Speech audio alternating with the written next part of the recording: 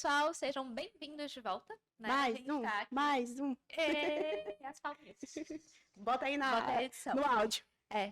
Então, gente, estamos aqui de volta, né, para conversar mais um pouquinho com vocês, para falar mais um pouquinho, né, dar continuidade ao nosso Viva Positivamente, podcast da Sol Nascente. Faz aí, canta. Viva positivamente, cada Sol Nascente. Pronto, a gente tem tudo em uma pessoa só.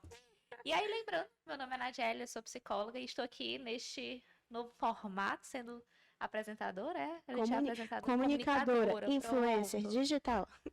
E essa é a minha Eu sou Joane, sou fisioterapeuta da Casa de Acolhimento Sol Nascente e hoje estou como comunicadora, mas vou usar todo o meu intelectual de saúde agora para conversar com o nosso convidado. Porque é alto nível o negócio. A gente está aqui recebendo hoje, né, o Marcos Paiva. O Marcos, ele é enfermeiro de formação e está atuando na gestão de saúde aqui em Fortaleza como coordenador da área técnica de ST-AIDS e hepatites virais da Secretaria Municipal de Saúde. Seja bem-vindo, Marcos. É um prazer estar aqui com você. Espero que a nossa conversa hoje seja maravilhosa. Seja muito bem-vindo. Se quiser falar mais um pouquinho de quem é você, para as pessoas que estão em casa conhecerem melhor. Pronto, é um prazer estar com vocês aqui hoje. Eu acho que é gratificante você ver iniciativas como essa que mudam o foco da abordagem em relação ao HIV, né?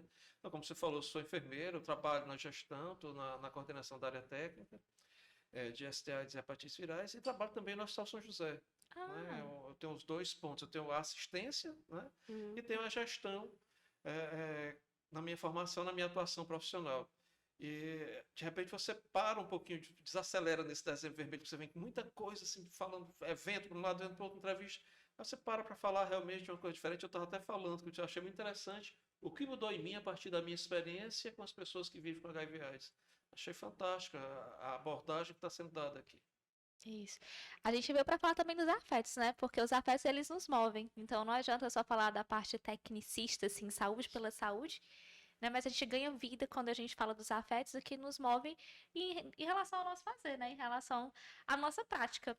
E aí, pra gente ir começando o nosso papo, né? Pra dar continuidade à nossa conversa, há quanto tempo que tu trabalha com esse público? Como foi entrar nesse caminho? Porque quando a gente começa lá, a nossa profissão, a gente tem uma gama, uma infinidade de possibilidades de atuação. Como foi que você foi se aproximando dessa realidade? Pronto. Aí, na faculdade eu já achava o tema interessante, mas era uma coisa que não passava especificamente, vou trabalhar com isso, né? HIV/AIDS não era o foco. Assisti algumas palestras da antiga coordenadora na época da ST-AIDS e trabalhava num posto de saúde aqui na Regional 3 e estava de saída, já estava saindo do posto. E uma colega disse que tinha sido convidada para trabalhar na gestão, na área técnica de ST-AIDS. Mas ela disse que, olha, não tenho afinidade, não tenho interesse. Você não quer ir lá fazer essa entrevista? Eu disse, vou. Eu acho interessante, vou fazer. E fiz a entrevista, isso aí foi aprovado no processo e iniciei, eu lembro como se fosse hoje, foi um domingo. Vocês, o pessoal da gestão não trabalha. Comecei a trabalhar no domingo, 1º de abril, dia da mentira, para completar a história, né? 1º de abril de 2006. Então, de lá para cá, eu tenho atuado na área. Em 2006 eu entrei como técnico, né, na área, na época era Coordenação Municipal de ST-AIDS, DST-AIDS na época ainda. E depois eu fui aprovado no concurso para o Hospital São José, não tinha lá, no concurso do Estado não tinha o Hospital São José como local para escolha e na fila da lotação, eu comentando com um colega, disse, olha, eu queria ir para o São José, mas pena que não tem vaga. E a pessoa que está fazendo a lotação ia passando bem no horário, aquelas coisas que tem que acontecer. Ela disse, mas tem vaga para São José? Eu disse, não tem. Ela tem, só eu estou fazendo lotação, tem vaga. A pessoa, pois não estava no edital. Ela disse, não, mas tem vaga para lá. Quem quiser ir para lá pode me seguir. Aí umas 7 pessoas que estavam na fila migraram para lá. Então, desde então, a gente está nessa jornada. 16 anos aí já com essa história. Olhando nesses 16 anos, assim, desde lá, de quando começou, né, para cá, o que é que você vai percebendo de mudança nessa trajetória? O que é que foi mudando na forma das pessoas pensarem, na sua forma de pensar também, que aí, o que é que mudou na tua experiência, o que é que mudou em ti? Eu acho que ao longo desses 16 anos, eu acho que a forma de lidar com a questão do HIV mudou. As pessoas começaram a falar mais, de uma forma mais tranquila. O HIV saiu do foco da morte iminente para uma perspectiva de vida, né? De vida com qualidade, de vida com afeto, de vida com amor. E isso é uma coisa que eu percebo muito claramente. A gente sabe que ainda existem muitas dificuldades, ninguém Sim. está jogando panos quentes aqui na situação, Sim. mas a abordagem é outra, né? As pessoas começaram a se mostrar mais, as pessoas começaram a discutir mais. Do ponto de vista profissional, muita coisa mudou também em termos da qualidade do que é oferecido para as pessoas em termos de medicação, mas a gente brinca lá na sala, na ISTAs, que não é só remédio. Né? Não é nem Sim. brincadeira, a gente fala bem sério, não é só remédio, a gente não quer só comida, a gente quer comida, diversão e arte. Né? As Isso. pessoas têm que aprender a conviver com o HIV de uma forma mais natural. Porque antes a gente saiu do foco de que o HIV era a doença que estava na casa do vizinho distante da outra cidade, e ele veio para a nossa casa, veio para dentro de casa. Né? Então você passa a conviver melhor, você passa a compreender melhor, você começa a enfrentar os seus medos, os seus preconceitos, as suas dúvidas, as suas incertezas. E isso eu acho que foi um processo que está sendo gradual, ainda está acontecendo, logicamente, mas que já se consegue perceber alguma mudança nesse ponto. No caso, assim, eu não sei como foi para você na época, né, de faculdade, de estudo, mas, assim, a gente não conhece tudo tão profundamente assim. No caso, a gente vai conhecer melhor durante a experiência, né? Uhum. Então, a gente ouve sobre HIV e AIDS na faculdade, mas a experiência é totalmente diferente daquilo Completamente. que a gente aprende tecnicamente, né? E para você, como foi esse contato, né? O primeiro contato profissional com a pessoa que vive com HIV? Na verdade, assim, eu já tinha contatos com algumas pessoas que vivem com HIV, então foi relativamente tranquilo. Mas essa situação que você colocou, de você sai da faculdade e não sai preparado, realmente não sai, porque você sai. A visão é muito técnica, é muito só Isso. aquele Muito certo. Se, quadrado, né? se acontecer isso, você vai fazer isso. E geralmente não acontece dessa forma. As coisas acontecem de uma forma dinâmica, são interações, são relações, e você vai convivendo. Eu nunca tinha ouvido falar de movimento social de luta contra a AIDS, sabia nem o que era. E de repente eu chego na secretaria e vejo um pessoal extremamente atuante, cobrando, reivindicando, participando de tudo. Aí eu disse, puxa vida, o que é isso? Né? No primeiro momento foi um susto. Aí depois você vai ler, vai entender, vai conversar com as pessoas para saber realmente o que é que está acontecendo. Aí você sai de um processo em que, como eu falei antes, que você está na faculdade que está, você vai aprender a tratar. Vai ser assim, se acontecer dessa forma, as pessoas vão estar em pleno sofrimento, as pessoas estão se Isso. preparando para a morte que vai acontecer. Você diz, não, foi isso que eu vi.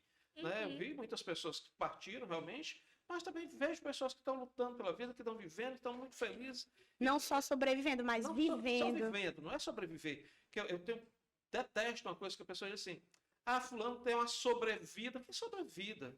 Né? É a Eu vida. não gosto, nunca gostei dessa expressão da sobrevida. Não vai ter vida. E vai depender de mim, enquanto profissional, garantir que isso seja da melhor forma possível, do ponto de vista até onde eu posso favorecer isso. É uma coisa que a gente tem que perceber. A gente trabalha muito com testagem rápida para fazer o diagnóstico de HIV. E eu lembro um caso que foi muito marcante, os casos eu sou meio louco na abordagem, porque eu estava entregando o resultado, aí um rapaz teve um resultado reagente, e entrou, começou a chorar um pouco, eu acalmo ali a situação, e ele olha para mim e diz, quanto tempo de vida eu tenho? Eu digo, eu não faço a menor ideia, companheiro. Você tem 25 anos, na época eu tinha 48, eu digo, eu tenho 48, então com certeza você tem mais do que eu. Eu estou mais para lá do que para cá em relação a você. Então, não, mas eu quero saber quanto tempo eu tenho. Eu disse, não sei. Você sabe quanto tempo eu tenho de vida? Ele disse, não, isso nem eu sei da sua. Então, vamos tratar, vamos cuidar, porque aí as coisas vão mudando. Aí foi que ele foi acalmando, foi caindo a ficha dele. Ele, no começo, muito desesperado, depois a gente mantém contato. E ele fala, depois de um tempo, ele diz, olha, bem melhor, não estou mais pensando em quanto tempo eu tenho de vida. Quero saber quanta vida eu vou vivendo. Eu disse, beleza. Hoje, E é né? por aí. Isso. E eu acho bacana nisso daí a mudança do olhar, como se a gente estava, né, você foi colocando, que no primeiro momento era uma coisa bem biomédica, assim, bem o cuidado, a medicação, e o alargar o olhar para a gente entender que não é só a saúde não se resume à medicação ou àquele tratamento específico, ela vai ter um campo muito maior de atuação. Como você colocou, movimento social e outras tantas coisas. O que é que tu já foi vendo nesse sentido desse alargar o olhar dos profissionais, alargar o olhar das pessoas da sociedade de uma forma geral, para entender, para perceber que não é só o tratamento, o cuidado, não é só a medicação, mas é toda essa estrutura, toda essa segurança, né, de lazer. Como é que tu consegue perceber uma diferença de lá atrás para agora? É gritante. A gente vê que hoje os profissionais, tem muito profissional ainda que é muito fechado. Sim. Principalmente aqueles mais antigos. Agora, os profissionais mais jovens, eles têm uma mente mais aberta, uma discussão mais fácil e conseguem compreender melhor essa dinâmica toda que está acontecendo, né? De que não é só a medicalização que vai resolver o problema, porque não é. Né? Você não pode falar de prevenção sem discutir a questão da sexualidade. Porque Sim. antes, use camisinha como se fosse um impositivo. Eu lembro quando eu comecei a trabalhar, eu me sentia. Estava no posto de saúde fazendo planejamento familiar, né? Porque Sim. não planejava nada, era muito uma cachação para as pessoas. Use isso aqui e tal. E uma senhora foi lá, pegou o método contraceptivo que ela usava, o contraceptivo oral, e eu ofereci camisinha para ela. E ela olhou para mim, fez assim com o dedo, como não pode não. Aí eu disse, oi? Eu disse, não pode. Eu disse, não pode o quê? Aí saiu um ou outro. Eu me senti, parecendo que quando eu estava entregando para ela, eu sempre brinco isso, que eu me sentia como um traficante, assim, passando uma coisa escondida, a mulher pegando escondida ali o negócio. Aí eu disse, não, senhora, por que não pode? Não, porque só pode ser um ou outro. Eu disse, não, senhora, pode levar. Aí foi que ela levou, eu fui conversar nem era da área técnica na época, fui conversar com a coordenação do posto, disseram que a orientação era essa, que a pessoa tinha que pegar, e tinha muito isso, a pessoa disse assim, ó, você vai receber 9 camisinhas, todo mundo que entrava, era 9 camisinhas que recebia. Então Aí só eu pode disse, ter só faltava 9 para reais. escrever, né, trânsito de 8 horas. Não existe, é completamente louco. Depois a visão em relação a isso mudou. O preço baixo estiver livre, você pega quantos quiser, de acordo com a sua necessidade, sua realidade. A gente sabe que tem pessoas que ainda bloqueiam um bocado. Até hoje tem. Até hoje ainda tem muito. Parece que a camisinha é só para um certo tipo de público, né? Pronto, se um adolescente chegar no posto, pra que tu quer isso, menino? Pra fazer. Aí nem chega lá, nem chega na É, porta. fazer bexiga. Ele volta, Na festa. exatamente, na festa, tá na festa. Sabe, você tá indo buscar, a utilidade vai ser com relação sexual. Agora, cabe a mim, enquanto profissional, enquanto pessoa que está naquele posto de saúde, não questionar nada, é entregar, não tenho que fazer juízo de valores. Eu não posso entregar o resultado de HIV, entregar um santinho para a pessoa, olha, segura isso aqui que vai dar tudo certo na sua vida. Eu não posso fazer isso. Né? Trabalhar os meus valores ficam na minha casa, para minha família. Né? Enquanto profissional, eu tenho que trabalhar na perspectiva de que aquela pessoa tem uma história de vida que é muitas vezes diferente da minha, que eu tenho que ter no mínimo respeito por isso. Isso.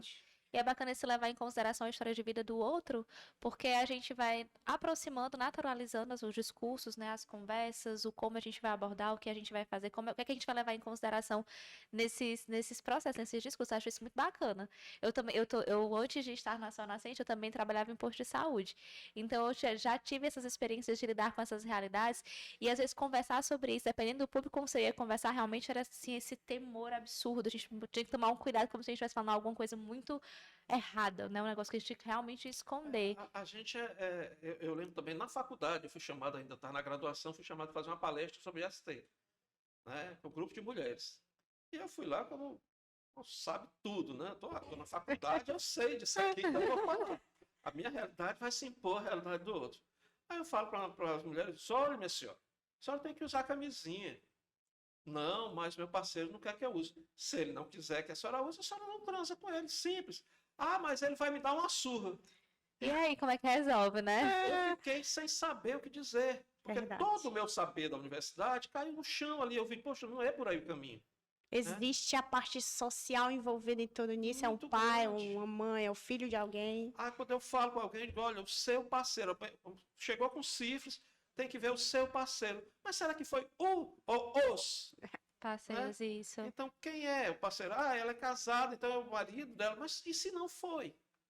Verdade. Se ele está lá e tem um parceiro fixo. Mas se não foi também, né? Então, a gente tem que estar aberto a parcerias, realmente, a multiplicidade dessas parcerias, das vivências sexuais. De repente, eu, enquanto profissional, não posso me assustar com uma pessoa que diz, 9 camisinhas para mim não dá. Você transa mais de 9 vezes por mês. Não me tomo por você, né?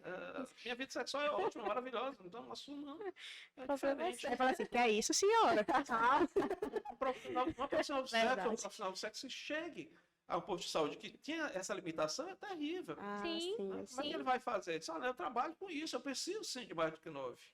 E quando levando isso em consideração, até para a gente conseguir alcançar os discursos quando a gente vai falar de prevenção e de promoção de saúde, né? E aí, como é que dentro dessa coordenadoria, né, enquanto gestão, vocês começam a pensar, não sei se em políticas públicas, estratégias, para falar sobre prevenção e promoção, levando em consideração todos esses públicos, porque é uma estratificação social tremenda. né? Se a gente for parar para olhar, porque hoje, como tudo mudou, a gente não fala mais de grupo de risco, a gente não fala de mais nada disso. Como é que eu vou promover, né, essa saúde, eu vou prevenir dentro dessa diversidade, né? Como é que vocês pensam enquanto gestão, enquanto profissional e Essa é essa uma pergunta pauta? interessante, porque é complicado você fazer isso enquanto gestão, realmente, porque você acaba tendo que massificar, né? Você tem um padrão, uma padronização de ações que são específicas para aquele tipo de ação que você quer desenvolver, como, por exemplo, eu vou fazer uma prevenção, vou trabalhar a prevenção, então eu já venho com a ideia de que para trabalhar a prevenção eu tenho que trabalhar o preservativo, ou interno, externo, masculino, feminino, como preferir. Mas aí você de repente percebe que não é só eu não posso trabalhar a prevenção pensando da minha forma de que seria o ideal para a prevenção. Eu tenho que discutir com quem vai usar. Se eu vou trabalhar com jovens, então eu discuto com os jovens como é que a prevenção chega até ele, como é que ele observa aquilo, de que forma seria mais fácil. Então a gente consegue formar parcerias. Né? De repente eu vou lá para a Rede Cuca e discuto na Rede Cuca como é que está sendo feito aqui, o que é que pode ser feito aqui, qual é a melhor abordagem para cá. Né? Então eu já pego aí, vou para o movimento social, discuto com as pessoas que estão lá no movimento, digo, como é que a gente trabalha a prevenção para as pessoas que vivem com HIV. Né? Como é que eu vou pensar nessa perspectiva? E vejo o que vem também de cima, a gente não está isolado. Né? O Ministério da Saúde tem um padrão que você acaba tendo que seguir muita coisa. O que a gente tem que estar aberto é a possibilidade de mudanças, né? Aceitar essas mudanças, discutir. Eu não vou colocar aqui sempre que tudo o que vem vai ser aceito pela gestão de uma forma muito tranquila, muito clara. São discussões, são embates, né? A gente vai posicionar de uma forma, às vezes o movimento posiciona de outra, mas são visões que se complementam. Eu falo muito lá na sala que eu acho que uma das áreas mais abertas dentro da gestão é a nossa. Ela consegue discutir com públicos extremamente variados e dar respostas rápidas, nem que seja um não. Né? É uma resposta, né? Pode dar sim sempre, mas nem que seja, a gente não deixa a pessoa sem resposta. E isso é uma coisa que me traz uma certa calma, uma certa tranquilidade. Nessa perspectiva, a gente não pode pensar apenas que assim, enquanto gestor, eu estou vendo tudo como um mar de rosas, né? Tá tudo maravilhoso porque eu sou gestor. Então a minha fala vai ser sempre a fala de que está tudo perfeito. Não é. A gente sabe das dificuldades que existem. A questão financeira, a questão de recursos para trabalhar isso, é uma situação que deixa a gente limitado muitas vezes, né? E nem sempre a gente pode estar utilizando os recursos da forma que a gente gostaria de utilizar. Mas são recursos que vêm carimbados, vão para a AIDS. Então a gente tenta trabalhar na melhor perspectiva de utilizar e fazer a máquina andar. Mas a gente está dentro de uma engrenagem maior que precisa ter um jogo de cintura para poder mesclar essas situações todas e ir trabalhando. A sorte nossa é que dentro da secretaria a gente tem um apoio muito grande. Isso é fato. A gente conseguiu fazer com que dentro da Secretaria de Saúde, quem está num nível de gestão maior do que o nosso, consiga compreender o movimento de AIDS, consiga compreender a questão das Eu imagino que ISTs. isso está sendo uma conquista assim bem árdua, né? Porque Foi muita discussão, realmente, um apoio muito grande do movimento, nos embates que o movimento teve com a gestão, e chamando a atenção para isso, né? E de repente abre o canal para discussão. Né? É a partir daí que você consegue realmente mudar o olhar das pessoas, porque não é mais só o gestor falando, é a pessoa que está na ponta, que está querendo alguma coisa, que está reivindicando algo que eu não estou oferecendo. sim. Muitas vezes eu estou achando que está tudo tranquilo, está tudo bom, mas não é o que a pessoa quer. Não é o que ela espera receber. Então a gente tem que estar aberto a essa discussão mesmo. E assim, hoje vamos tentar trazer um pouquinho de entendimento para quem, vamos dizer assim, leigo no assunto, né? Porque assim, apesar de hoje a gente ter acesso à informação muito fácil, a internet traz isso, você tem acesso a todo tipo de informação. Então parece que todo mundo sabe pouco de muita coisa. E apesar disso, eu acredito que muitas pessoas ainda não entendem muito bem sobre o HIV, AIDS, é a mesma coisa. Ele tem AIDS, ou ele tem HIV, entendeu? E assim, tentar colocar assim, para que as pessoas entendam o que é o HIV, AIDS, transmissão, prevenção, como é que a gente pode explicar isso para as pessoas que não entendem ainda sobre o assunto? É interessante que essa semana a gente tem discutido muito isso por conta do dezembro vermelho, mesmo do início. E muita gente ainda tem essa visão de que é realmente a mesma coisa, né? HIV e AIDS é a mesma coisa. A gente tem que deixar claro que HIV é o vírus e a AIDS é uma síndrome, né? Um conjunto de sinais e sintomas causados pela existência desse vírus. E a ideia que a gente tenta passar para as pessoas é que você foi infectado pelo HIV, necessariamente você não precisa desenvolver a AIDS, né? Desde que você tenha um diagnóstico oportuno, quanto mais precoce esse diagnóstico, melhor. Inicie também precocemente a terapia antirretroviral, vai fazer com que essa infecção fique controlada, porque são parâmetros que a gente observa, que são, por exemplo, a carga viral e o CD4, são os parâmetros básicos que você vê em relação à questão do acompanhamento das pessoas que vivem com HIV/AIDS. A ideia é que você mantenha a carga viral baixa e o CD4 alto, né? Carga viral baixa hoje em dia, se você bota na carga viral indetectável, a gente está com uma campanha que está sendo veiculada pelo movimento social, pelo Ministério da Saúde, que é I igual a I, né? Indetectável é igual a transmissível. Eu achei fantástico isso, porque não é uma coisa que surgiu no movimento social, não é uma coisa que, achei interessante isso, vou falar. Não, é ciência. A ciência prova isso, que a pessoa que está com a carga viral indetectável não transmite o HIV por via sexual. E isso é extremamente importante por dois aspectos. Para o controle da doença, você consegue trabalhar melhor essa perspectiva, e também para a diminuição do estigma, né? Porque as pessoas começam a perceber que o fato de eu estar me relacionando com uma pessoa que tem HIV, eu não vou necessariamente adquirir, contrair o HIV, porque eu estou me relacionando com essa pessoa. Se a carga viral dela está indetectável, ela não transmite. Então, eu posso abraçar, posso beijar, posso namorar. Então, são coisas que a gente tem que ampliar esse horizonte para essa visão, realmente, né? Então, as formas de transmissão do HIV, você tinha falado, eu acabei não... A transmissão clássica ainda, a principal forma de transmissão é a transmissão sexual, mas ela acontece também através da transmissão do leite, pelo leite materno, na mãe que está amamentando, a mãe que vive com HIV está amamentando o bebê, ela pode transmitir o HIV para essa criança.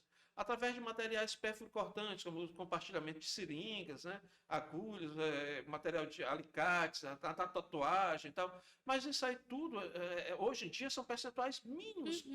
Quase você não escuta falar sobre isso mais, porque se sabe que a quantidade seria maior, a necessidade maior, e as pessoas se previnem em relação a isso. Os profissionais que atuam nessa área, na tatuagem, na manicure, elas geralmente têm uma forma de cuidado do seu material, né? Esterilizar o material, para ofertar o serviço à população. Isso é muito importante, mas é legal que quem está vivendo ali, que está ouvindo isso aqui agora, vai saber que eu posso conviver com HIV e não ter AIDS, né? A pessoa que tem AIDS necessariamente não vai morrer porque está com AIDS, ela vai se tratar e vai poder ter uma qualidade de vida boa depois de resolver o problema que está sendo causado naquele momento. E o mais gratificante também é reduzir a carga de preconceito. Sim, né? que é o Porque principal a gente não consegue trabalhar muito bem com isso. Se a gente não trabalhar essa ideia, essa perspectiva, dessa mudança, né? De virar essa chave.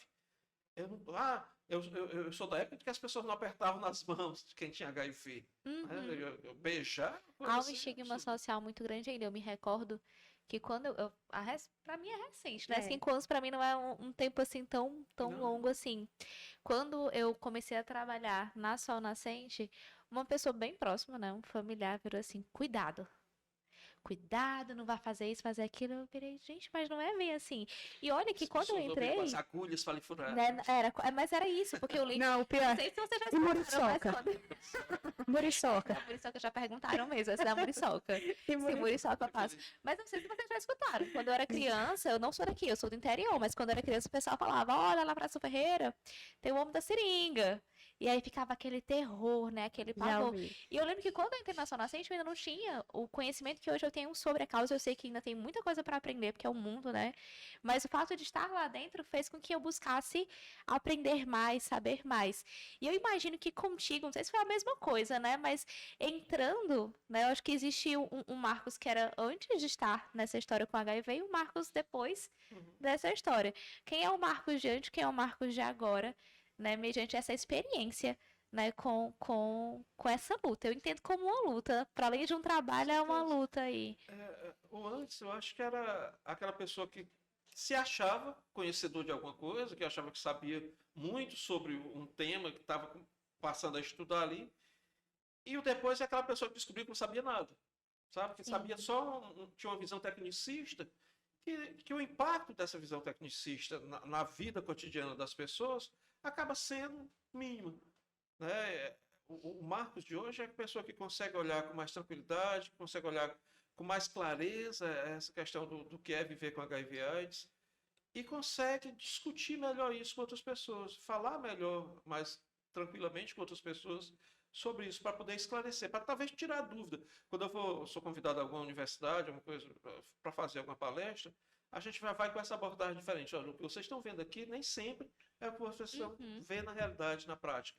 As pessoas não estão com a agulha furando ninguém, porque tem mais com o que se preocupar, sabe? Bem mais. Vamos se preocupar com a própria saúde, com a vida, vamos cuidar da vida. Sim. Né? Então, é isso que a gente tenta trazer dentro do cotidiano da área técnica. Quando a gente fala que nós temos lá alguns programas que são programas sociais, como, por exemplo, a questão, nós não temos o passe livre em Fortaleza, mas nós temos o bilhete único, que auxilia as pessoas a se deslocar para as consultas, para exames, blá, blá, blá. Mas são 30 bilhetes. Eles não vão 30 vezes para o hospital, para consulta, por exemplo. Não vão, mas saúde é só isso. Né? Saúde é só estar dentro do hospital. Não é. Ele vai para a praia, vai para o cinema, vai para o shopping, vai namorar, para onde quiser. E lá na casa a gente vê muito isso, do quanto é importante a saúde mental estar em dia, os bombons. Tanto dos profissionais. Não, mas é sério. Eu sou. Você falou que era traficante lá do anticoncepcional, eu sou a traficante dos bombons. Porque os nossos amigos, eles gostam muito de bombom. Então, e o bombom move. O bombom move pra fisioterapia, o bombom ele move. Então, assim. É moeda, é uma moeda de troca lá, bombom. Ele move mas é porque tá associado com isso. Pra gente entender o quanto é importante, né, a gente tá ligado nessa diversidade do que é a gente Às vezes como ser humano. Se tu me ceder a tua vaga da fisioterapia hoje, eu te dou um pirulito. Tipo isso. Mas amplia, porque a gente passa a enxergar o ser humano para além do seu diagnóstico, para além do que é a prevenção da entrega ou da não entrega do preservativo, mas a diversidade da complexidade que nós somos enquanto pessoas. Eu acho que estar aqui falando sobre isso é justamente ampliar, para que nós nos vejamos e vejamos ao próximo com essa diversidade que a gente é. Mais alguma perguntinha, Jojo? Pai, se for botar aqui na minha mente, basta. A gente passa o dia. Vamos, pra gente finalizar, que a gente conversou sobre muita coisa, acho que foi muito bom pra debater, pra suscitar, pra inquietar quem ainda tinha um pensamento talvez era um pouquinho mais enrijecido sobre a causa, pra começar a se inquietar e ampliar um pouquinho.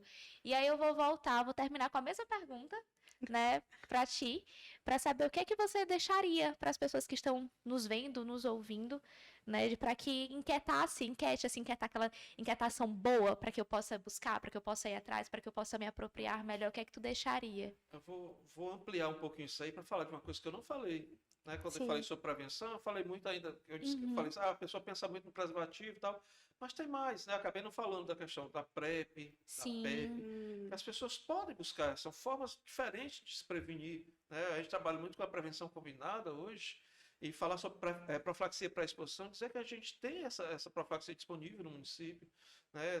A gente está ampliando cada vez mais, a gente está discutindo muito isso, a gente está com discussão aberta para trabalhar o atendimento às pessoas com HIV na atenção básica. Massa. Logicamente que não é só, vamos começar hoje, vai trabalhar, não. A gente está uma discussão com o movimento social, de como preparar os profissionais que estão lá, como diminuir essa carga de estigma, de preconceito. Tem um projeto que é o Zero Discriminação, que é um projeto em parceria com a UNAIDS, que a gente está levando aos postos de saúde de Fortaleza, para justamente fazer essa discussão. E levamos nós, gestão, movimento social. Então, essa discussão é bem mais ampliada do que a visão nossa da gestão, né?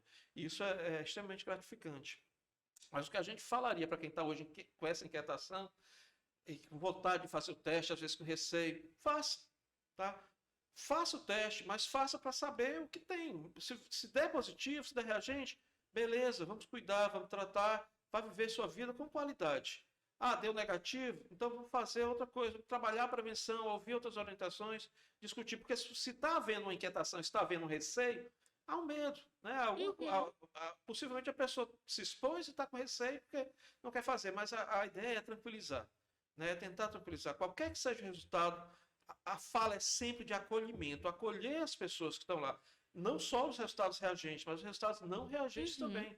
A gente trabalha com esse público na perspectiva de que as pessoas devem continuar com o seu diagnóstico não reagente. Sim. As pessoas que tiveram resultado reagente devem ser acolhidas nos serviços dentro da maior brevidade possível. Hoje a gente está com um projeto, que é o projeto Aure Agora, que ela estimula justamente isso, as pessoas fazerem o teste, fazendo o autoteste. Se ela tem o resultado reagente, ela é encaminhada ao serviço lá no Emanuel Gomes Pinto, né, que é o antigo Carlos Ribeiro, CTA-SAI Emanuel Gomes Pinto. E lá ela vai ter uma equipe que vai acolher e vai fazer o que logo? Vai iniciar CD4 rápido, carga viral rápida, creatinina rápida, passa pela infecto e inicia o tratamento, tudo dentro Que do mesmo bacana. dia. Quando muito, podendo ir até 7 dias, que é o que você considera ainda um atendimento imediato, né, pelo Ministério da Saúde. Mas a gente tem conseguido fazer isso nessa perspectiva de que a pessoa passou pelo atendimento, pela infecto, e iniciar o tratamento ainda no mesmo dia.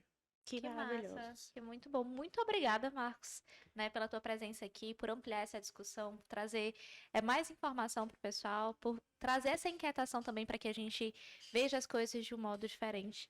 Né? Espero que a parceria lá com a casa continue por muito mais tempo ainda, que a gente possa conversar ainda mais vezes, né? Com certeza. E eu fiquei tão empolgada aqui com a conversa, esqueci meu merchan. Vamos fazer no fiquei- final, vai dar tempo, ninguém fiquei- vai embora ainda. Fiquei muito empolgada. Fiquei muito empolgada. A assessora não tava aqui para Minha dar só. assessora, pra me lembrar. Só lembrando, né, nosso Instagram, @Casa Sol Nascente Oficial, e o nosso canal quentinho, recém-saído do forno, né, nosso Isso. 136 inscritos. 7. 7. Acho que é 7. Por enquanto, eu não sei, né? Daqui pra lá vai ter aumentado, vai dar uns 300 É. e já vai, só Meu Jesus. aumentando. Então, vou aproveitar, vou fazer o meu merchan também. Pronto. Prevenção Fortaleza, é o nosso Instagram, né? As pessoas podem entrar, acessar e seguir o nosso Instagram. E lá você vai ter, você falou que a internet, as pessoas têm muita informação. É interessante dizer que a informação, às vezes, não é tão correta, né? Nem sempre tem a qualidade. E lá você vai ter informação segura, de fontes seguras, que vão te auxiliar, né? Vão auxiliar a pessoa que está lá buscando essa informação até a orientação correta. Isso. E aí a gente vai se despedindo. Se você quiser conhecer mais a Casa Sol Nascente, além das nossas redes sociais, você pode nos visitar. E aí eu vou mostrar mais uma vez a blusinha. Vocês têm várias dessas, outras cores. Tem com girassol, tem uma variedade aí. Que vocês ainda vão ver em outros episódios a gente aqui de modelo também. Isso, verdade. Então é isso, gente. Um abraço. isso. Fiquem com a vinheta. Solta a vinheta, Ranieri.